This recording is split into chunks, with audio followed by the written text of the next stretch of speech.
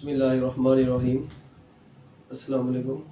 अच्छा बच्चों, chapter number 10 का जो हम टॉपिक अब पढ़ने जा रहे हैं वो टॉपिक इस चैप्टर का पहला लॉन्ग क्वेश्चन है। ठीक हो गया एक बात।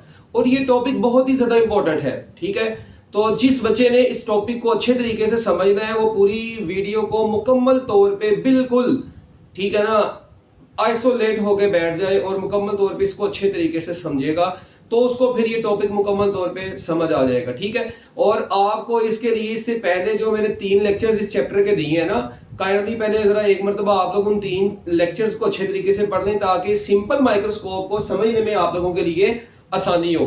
तो टाइम जाया किए बगैर हम लोग स्टार्ट करते हैं जी सिंपल माइक्रोस्कोप। अब ये सिंपल माइक्रोस्कोप क्या चीज होती है, ठीक है, इसको जरा आप लोगों ने बड़े गौर से समझना है। देखें, माइक्रोस्कोप क्या काम करती है, किसी ऑब्जेक्ट को बड़ा करके दिखाती है। ठीक है, तो सिंपल माइक्रोस्कोप को सिंपल इसलिए बोलते हैं क्योंकि ये जस्ट एक कन्वेक्स लेंस पर मुश्तमिल होती है। अक्सर बच्चे कहते हैं सर ये सिंपल माइक्रोस्कोप होती क्या। मैं उन बच्चों को ये बताता हूं, आप लोग बाजार से एक जस्ट कन्वेक्स लेंस ले आए। ठीक है, एक डबल कन्वेक्स लेंस जो होता है ना, आप लोग बाजार से वो ले आए, वो बच्चों मैग्नीफाइंग ग्लास है, वो सिंपल माइक्रोस्कोप है। तो पहले तो आपको ये पता होना चाहिए simple microscope is also called magnifying glass. ठीक है जी, सिंपल माइक्रोस्कोप को हम लोग फिजिक्स की सादा जुबान में क्या बोलते हैं, मैग्नीफाइंग ग्लास भी बोलते हैं। तो ये है क्या, a single biconvex lens. ठीक है, मतलब एक बाजार से आप लोग एक सिर्फ एक ही लेके आना है, सिंगल। ठीक है, मगर लेके कौन सा आना है, सिंगल बाई कन्वेक्स लेंस। अब बच्चे कहते हैं सर ये by convex lens means double convex lens, मतलब जो दोनों साइडों से बाहर को उभरा हुआ हो। ठीक है, तो ऐसा एक सिंगल बाई कन्वेक्स लेंस, ठीक है, किसके तौर पर एक्ट करता है, किसी ऑब्जेक्ट को बड़ा करके दिखाता है, used to magnify the object. ठीक है, single biconvex lens used to magnify small objects. ठीक है, स्मॉल ऑब्जेक्ट्स को मैग्नीफाई करना है आप लोगों ने। तो अगर किसी भी छोटे से ऑब्जेक्ट को मैग्नीफाई करके आप लोगों ने देखना है, ठीक है, तो आप लोगों को किसकी जरूरत पड़ती है, सिंपल माइक्रोस्कोप की जरूरत पड़ती है। आप लोगों ने देखा होगा वो जो उम्र रसीदा लोग होते हैं, मतलब जो ओल्ड एज लोग होते हैं ना, जिनकी नजर खराब हो गई होती है, मतलब वक्त के साथ साथ आप लोग देखते हैं कि ना जब न्यूज़पेपर पढ़ना होता है ना तो उन्होंने अपने पास एक मैग्नीफायर रखा होता है, मैग्नीफाइंग ग्लास रखा होता है।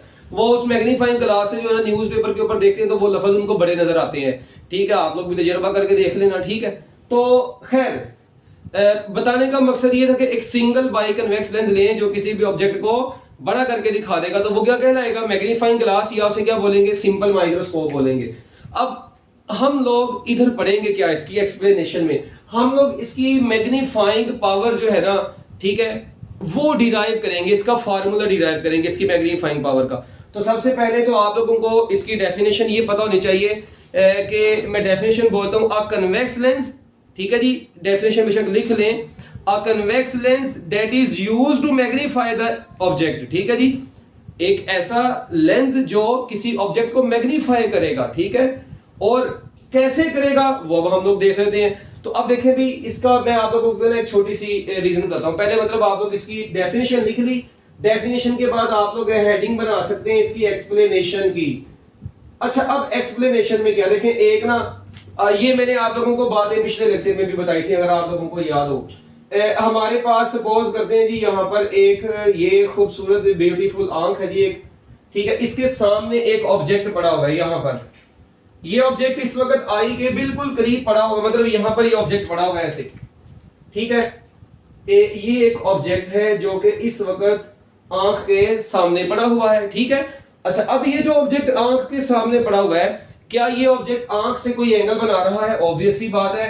तो ये लीजिए, ये जो ऑब्जेक्ट आंख से एंगल बना रहा है, इस ऑब्जेक्ट के साइज को O बोल देते हैं, इसके डिस्टेंस को D बोल देते हैं। ठीक है, और इस वक्त आंख से जो एंगल बना हुआ है, सपोज करते हैं बच्चों वो एंगल है अल्फा। अब ये एंगल इस वक्त अल्फा है, angle made by the object at the unaided eye. ठीक है जी, ये अनएडिड आई है, अगर आपको याद हो मैंने बताया भी था। तो अनएडिड आई पर जो इस वक्त ऑब्जेक्ट का एंगल बन रहा है वो अल्फा है। ठीक है, अच्छा, अब मैं ये काम करता हूं, अगर ये ऑब्जेक्ट आपकी ये नियर पॉइंट के ऊपर पड़ा है, अगर ये नियर पॉइंट पे ना हो, मतलब आपकी सपोज करें आंख की खराब है, आपकी नजर खराब है, ये ऑब्जेक्ट इस वक्त नियर पॉइंट पर नहीं पड़ा, सपोज करें ये आपको मतलब उधर से ना यहां पर बहुत करीब पड़ा हुआ है आपकी आंख के ऐसे। अच्छा, अब ये ऑब्जेक्ट आंख के बहुत करीब पड़ा हुआ है, ठीक है, यहां पर कहीं पे पड़ा हुआ है ऐसे। अब ये ऑब्जेक्ट यहां पर पड़ा है, अब ये डी पर नहीं है इस वक्त, मतलब ये नियर पॉइंट पर नहीं है और ये आपकी आंख को क्लियर नजर भी नहीं आएगा। ऐसे ही हम लोग क्या करेंगे इस ऑब्जेक्ट को क्लियर करने के लिए, इस ऑब्जेक्ट को क्लियर करने के लिए हम लोग ऑब्जेक्ट और आंख के दरमियान में एक कन्वेक्स लेंस लाकर लगा देते हैं, ये मैंने आपको बताया था। अच्छा, अब ये convex lens long focal length का, ये इसका ऑप्टिकल सेंटर है और यहां पर कहीं पर इसका प्रिंसिपल फोकस है। अब ये ऑब्जेक्ट इसके ऑप्टिकल सेंटर और प्रिंसिपल फोकस के दरमियान में आ गया है, जरा गौर करें कैसे नहीं हो गया। तो अगर आपको याद हो, मैंने इमेज फॉर्मेशन इन कन्वेक्स लेंसेज में 5 केस पढ़ाए थे, उनमें मैंने आपको बताया था कि अगर ऑब्जेक्ट प्रिंसिपल फोकस और ऑप्टिकल सेंटर के दरमियान में पड़ा होगा तो उस ऑब्जेक्ट का इमेज लेंस की उसी साइड पर बन जाएगा और वो इमेज वर्चुअल होगा, अगर आपको याद हो। तो लो जी, इस ऑब्जेक्ट का, इसी ऑब्जेक्ट का ये जो इमेज बन गया यहां पर, वो इमेज ये बन गया। अब मैं इसको जरा ड्रॉ कर देता हूं ऐसे। अब आप लोगों ने जरा यहां पर गौर करना है, ये इमेज बन गया है और ये ऑब्जेक्ट बन गया है, ठीक है।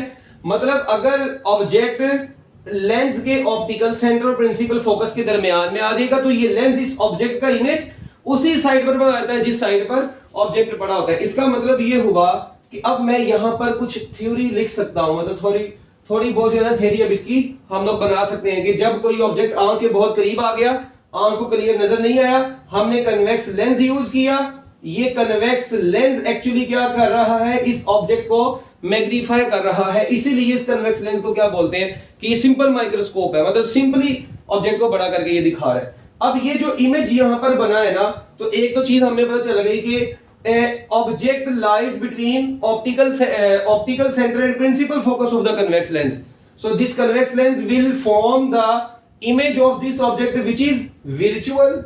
अब ये इमेज क्या है, ये इमेज विर्चुअल है, हाँ है तो मतलब सीधा ही है, इरेक्ट है और उसके बाद मैग्नीफाइड है। मैग्नीफाइड का मतलब क्या है कि लार्जर देन द ऑब्जेक्ट है। So image formed by the lens is virtual, erect and magnified. तो याद रखना, सिंपल माइक्रोस्कोप जो इमेज बनाती है वो होता ही कौन सा है, ये अक्सर का पेपर में एमसीक्यू भी आ जाता है कि image formed by the simple microscope is virtual, erect, magnified, all of these. तो बच्चों क्या आंसर होगा, ऑल ऑफ दीज आंसर होगा। तो अभी तो खैर ये बड़ी सिंपल सी बात थी। और एक बात याद रखनी है कि अब ये जो इमेज बनता है ना, ये इमेज इस वक्त जिस डिस्टेंस पर बनता है वो डिस्टेंस भी एक्चुअली डी होता है। तो इमेज फॉर्म्ड बाय द, मैं इसको जरा इरेज कर देता हूं यहां से, ये मैंने बस वैसे ही बताया।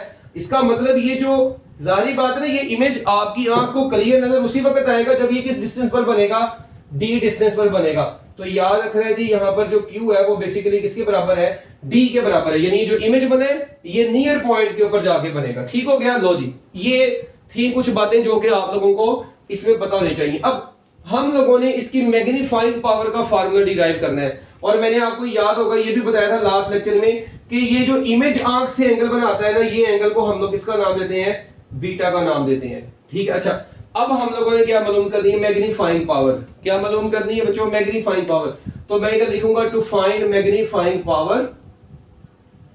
अब इसकी मैग्नीफाइंग पावर को कैसे फाइंड आउट करना है, देखिए आप लोगों को पता है मैग्नीफाइंग पावर का फार्मूला क्या होता है। मैग्नीफाइंग पावर का फार्मूला होता है बीटा ओवर अल्फा।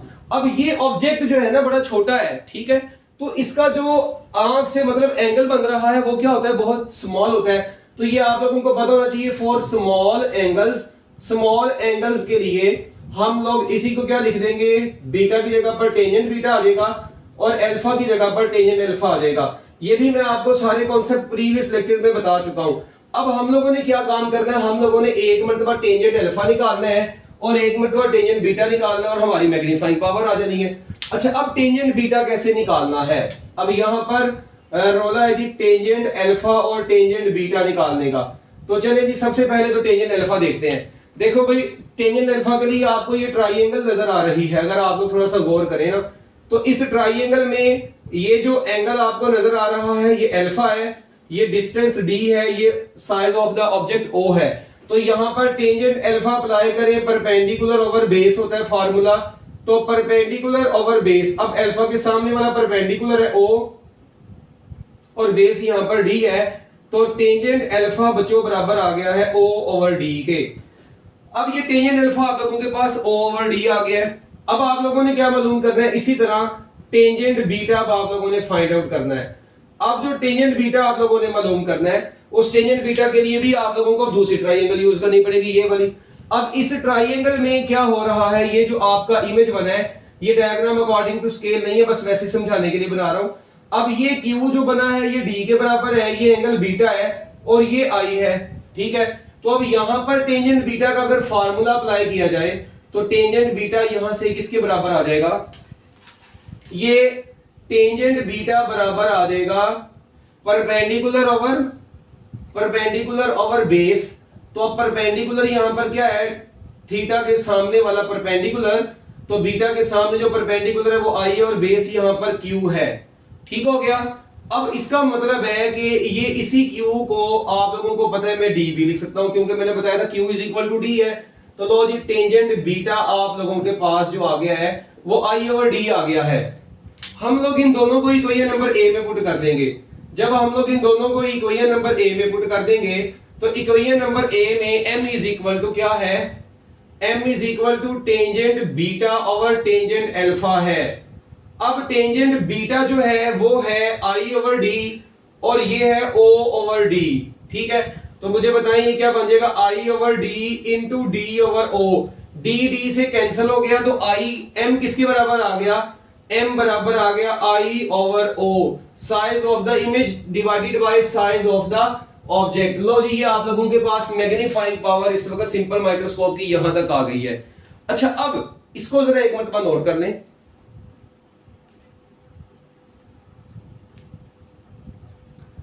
अब आप लोगों ने यहां पर थोड़ा सा गौर करना है, m is equal to I over O जो आया है।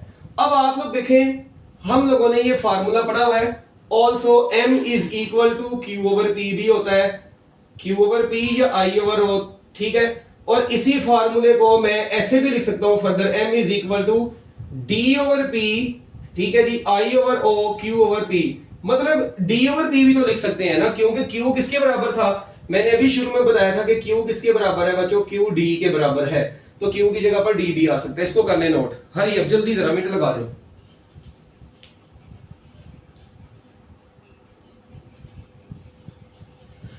अच्छा अब आप लोगों ने जो चीज गौर करनी है, हम लोगों ने तो निकाला है मैग्नीफाइंग पावर का फार्मूला जिसमें फोकल लेंथ वगैरह यूज हो लेंस की। जारी बात है मैग्नीफाइंग पावर लेंस की फोकल लेंथ पर डिपेंड करती है, और हमारे पास तो यहां पर कहीं पर फोकल लेंथ का जिक्र ही नहीं है अभी मैग्नीफाइंग पावर के फार्मूले में। इसका मतलब ये हुआ हम लोग फोकल लेंथ लेके आने के लिए क्या काम करेंगे, हम लोग लेंस इक्वेशन यूज करेंगे। क्योंकि लेंस इक्वेशन अब क्या थी, we will use lens formula. हम लोग बच्चों यहां पर लेंस फार्मूला यूज करेंगे। अब लेंस फार्मूला क्या था, लेंस फार्मूला आप लोगों को पता है 1 over f is equal to 1 by f is equal to 1 by p minus 1 over q। अब ये माइनस 1 ओवर q है फॉर वर्चुअल इमेज। आप लोगों को मैंने बताया था कि ऐसा इमेज जो लेंस की लेफ्ट साइड पर ही बन जाता है वो इमेज हमेशा वर्चुअल होता है।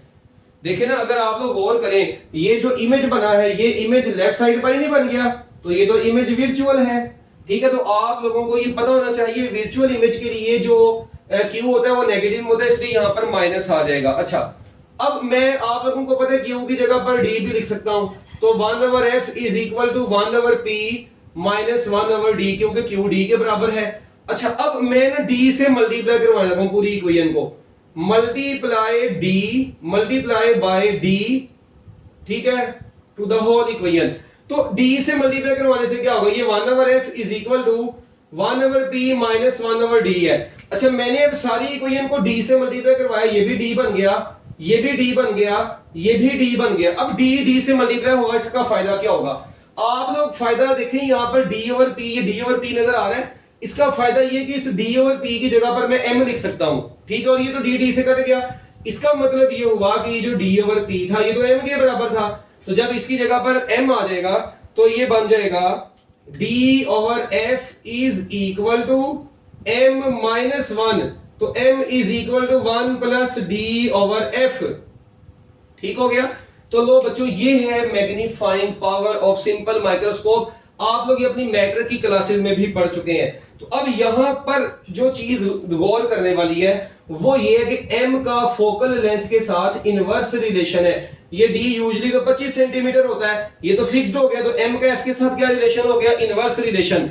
तो याद रखना है, वो लेंस जिसकी फोकल लेंथ कम होगी, ऐसा लेंस जिसकी फोकल लेंथ कम होगी, उसकी मैग्नीफाइंग पावर क्या होती है? ज्यादा होती है।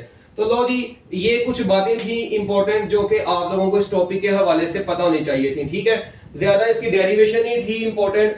बाकी अब यहां से एमसीक्यूज क्या पूछे जा सकते हैं, मैंने भी बताया कि बताएं जी सिंपल माइक्रोस्कोप कहां पर यूज होती है। तो आप देखते हैं जी, मैंने बताया छोटे छोटे ऑब्जेक्ट्स को देखने के लिए वो वॉच मेकर्स जो होते हैं ना, वो घड़ियों के अंदर बड़ी छोटे छोटे मतलब पेच वगैरह लगे होते हैं। तो उनको देखने के लिए, उनको अच्छे तरीके से ऑब्जर्व करने के लिए हम लोग क्या यूज करते हैं? सिंपल माइक्रोस्कोप यूज करते हैं। तो वॉच मेकर्स भी इसको यूज करते हैं। ठीक है, ये आपकी बुक की वर्डिंग थोड़ी सी मैं बोल रहा हूँ। ठीक है, रिपेयर करने के लिए, वॉचेस को रिपेयर करने के लिए वॉच मेकर्स इसको यूज करते हैं। जो इमेज बनता है वो क्या होता है? वर्चुअल होता है, इरेक्ट होता है और मैग्नीफाइड होता है।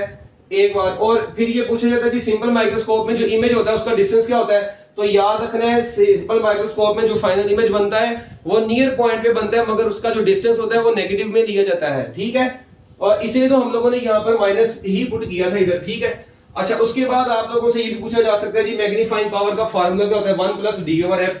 फिर एक बड़ा इंपॉर्टेंट एमसीक्यू आता होता है कि अगर कन्वेक्स लेंस की फोकल लेंथ 5 सेंटीमीटर हो तो बताएं मैग्नीफाइंग पावर कितनी होगी?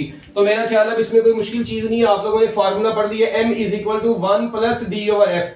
अब जो d है वो 25 है, फोकल लेंथ 5 है, 5 5 से कट गया, ऐसे नहीं काटना, 5 को 25 से काटना है।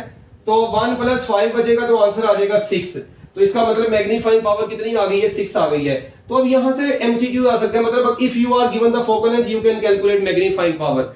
तो मैं उम्मीद करता हूं कि आप लोगों को ये टॉपिक समझ आ गया होगा सारा। m is equal to 1 plus D over F, formula याद रखना है। अगर आपको फोकल लेंथ गिवन होगी तो आप लोग magnifying power 1 plus D over F से निकालेंगे। d यहां पर कितना होता है? 25 सेंटीमीटर होता है। ठीक है, और उसके बाद इसकी डेरिवेशन कैसे हुई है वो आप लोगों को पता होना चाहिए। तो लो जी बच्चों, ये था आपका सिंपल माइक्रोस्कोप का छोटा सा टॉपिक। मैं उम्मीद करता हूं कि आप लोगों को ये टॉपिक सारा समझ आ गया होगा। आपकी सिर्फ टेक्स्ट बुक के मुताबिक मैंने ये सारी चीजें आप लोगों को बताई हैं। ठीक है जी, बेस्ट ऑफ लक, अल्लाह हाफिज।